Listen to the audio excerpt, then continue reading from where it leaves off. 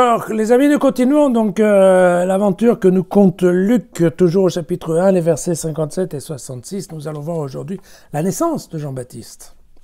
Pour Élisabeth arriva le temps où elle devait accoucher et elle mit au monde un fils.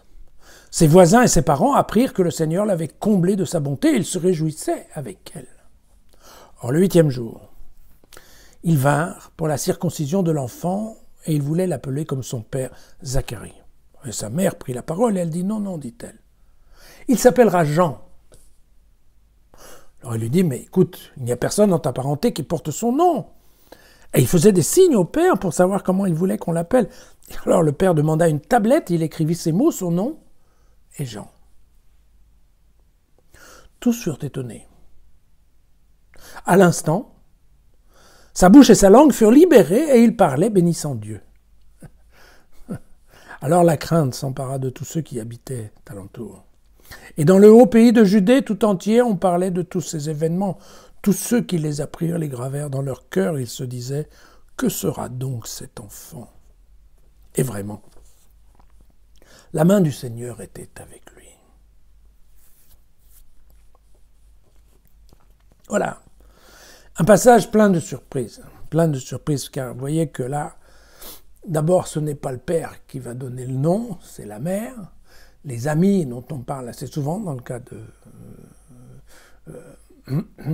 Alors, oui, parce qu'il y a un truc en fait qu'il faut comprendre, c'est que donc Zacharie, on nous a dit qu'il était prêtre, mais il n'est pas un grand prêtre. Donc c'est un prêtre qui est d'une hiérarchie assez basse et qui vient 2 semaines par an officier dans le temple.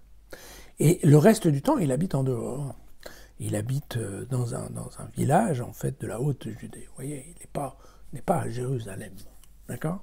Et donc, tout ça pour dire que, en fait, dans ces villages, eh bien, la proximité des voisins, de la famille, des cousins, c'est très important. Donc, ils sont là pour se réjouir, car on se souvient que l'ange Gabriel avait dit à Zacharie, il faut te réjouir, car tout le monde va se réjouir de la naissance de ton fils.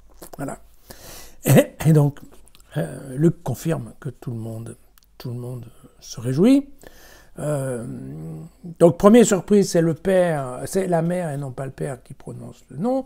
Deuxième surprise, le père et la mère sont d'accord sur le prénom. Troisième surprise, le prénom est un prénom qui n'appartient pas à la famille. Normalement, on donne le prénom du grand-père, mais comme Zacharie était déjà vieux, personne ne connaissait plus le grand-père.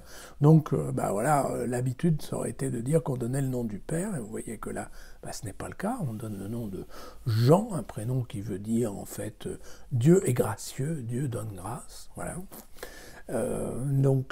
Et autre surprise, eh bien, voilà, Zacharie qui ne parlait plus se met à parler. Donc, en effet, ça fait quand même beaucoup de surprises dans le même moment. Et on doit bien se dire qu'en effet, avec ce nombre de surprises, eh bien, le peuple les gens, les amis, les voisins, au départ, ils sont dans la joie. Ensuite, ils sont étonnés et à la fin, ils sont craintifs. Pourquoi ? Parce qu'eux aussi se rendent bien compte que là derrière, il doit y avoir la main de Dieu. D'accord ? Et donc c'est en effet le but. Alors, le but de ce passage, c'est en effet de bien inscrire la naissance de Jean-Baptiste dans le projet divin. Mais c'est aussi de préparer, en fait, ce qu'on va lire demain, qui est le cantique de Zacharie, qui va correspondre, en fait, au Magnificat de Marie que nous avons lu hier. Voilà. Donc, à demain pour le Bénédictus.